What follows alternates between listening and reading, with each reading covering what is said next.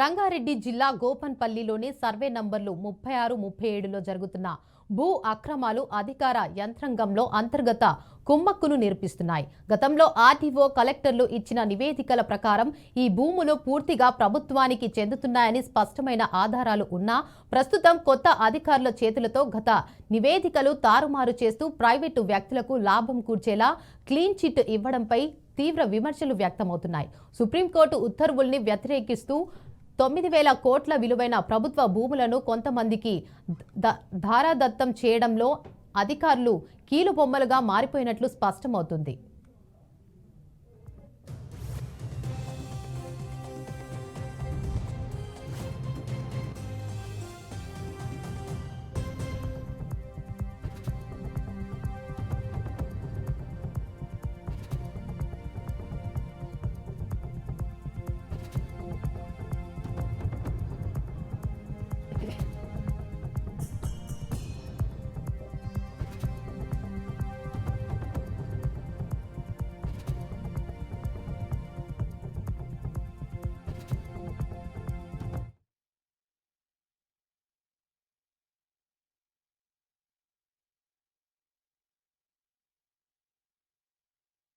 మా హక్కు ఉందని సుప్రీంకోర్టులో దావించగా కోర్టు వారి హక్కును తేల్చకుండా రాష్ట్ర ప్రభుత్వానికి న్యాయస్థాయిలను ఆశ్రయించి వ్యవహరించవచ్చని సూచించింది.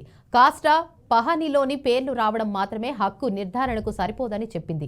అయినా ప్రభుత్వ అధికారులు సుప్రీంకోర్టు తీర్పును పూర్తిగా తారుమారు చేసి ఆ భూములు ప్రైవేటీ వారమని ప్రకటించడం, అసలు తీర్పును అర్థం చేసుకోకుండా అందులో లేని దానిని చూపడం భూ మాఫియా ప్రయోజనాలకే చేస్తున్న కుట్ర అని పలువురు అభిప్రాయపడుతున్నారు.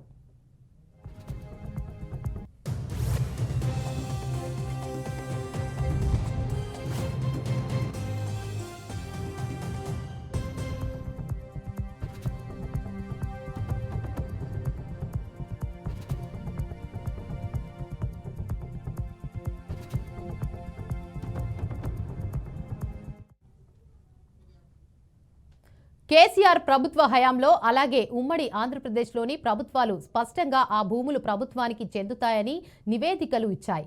రాజేంద్రనగర్ ఆర్టీఓ చంద్రకళ రంగారెడ్డి కలెక్టర్ సమర్పించిన నివేదికల ఆధారంగా ఖాళీగా ఉన్న 189.11 ఎకరాల్లో డి నరసింగరావు వర్గాలు క్లెయిమ్లు ఇస్తున్న భూములు పక్కగానే ఉన్న ప్రభుత్వ భూములు కావని తేల్చారు. అయితే ఇప్పుడు వచ్చిన కొత్త అధికారులు మునుపటి ఆధారాలను విస్మరించి రాజకీయ నేతల ఆదేశాల మేరకు ప్రైవేటు వ్యక్తుల క్లెయిమ్లకు న్యాయబద్ధత కల్పించేలా చర్యలు తీసుకోవడంలో స్పష్టమైన అనాగరికత కనిపిస్తోంది.